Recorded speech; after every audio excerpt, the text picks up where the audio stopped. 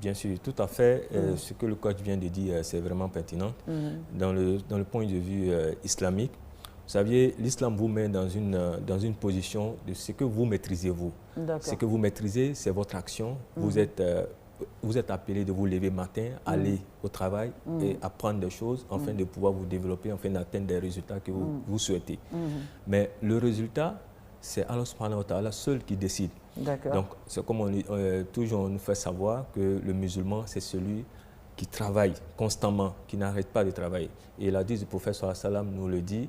Et il dit même si le temps est arrivé et que le monde doit finir maintenant, si vous avez un grain pour s'aimer, que de ne pas le laisser, il faut le s'aimer. Donc c'est pour vous montrer dans cet hadith-là que le musulman, c'est celui qui est dans le travail constamment. Mais le résultat du travail, c'est bien sûr que c'est Allah subhanahu wa ta'ala qui décide.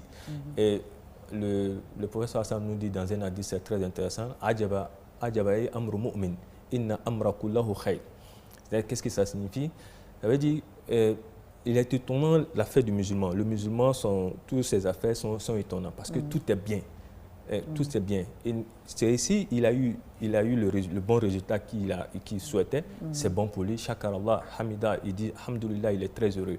Mais si c'est le contraire de ce qu'il avait souhaité, c'est la même chose. Il se remet à Allah subhanahu wa ta'ala, inna lillah wa inna ilayhi raji'un. Donc pour le musulman, il n'y a pas de faux résultat. Tout résultat qui sort, il est accepté. Le musulman l'accepte parce qu'il se trouve que c'est la volonté de Dieu. Mais en même temps, le musulman se met en cause où? Lorsque il ne se lève pas pour aller faire le travail qu'il doit faire. On doit prier afin d'avoir l'agrément d'Allah subhanahu wa ta'ala. Vous ne vous levez pas pour prier, donc vous êtes en faute. Donc, mais le fait que vous vous levez pour prier, est-ce que Allah subhanahu wa ta'ala a accepté cette prière ou pas? Cela ne vous incombe pas. Tout à fait. D'accord. Tout à fait.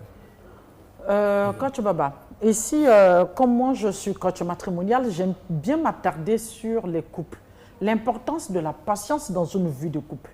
Vous comprenez, aujourd'hui, les partenaires vivent ensemble, mais ne sont pas patients l'un envers l'autre.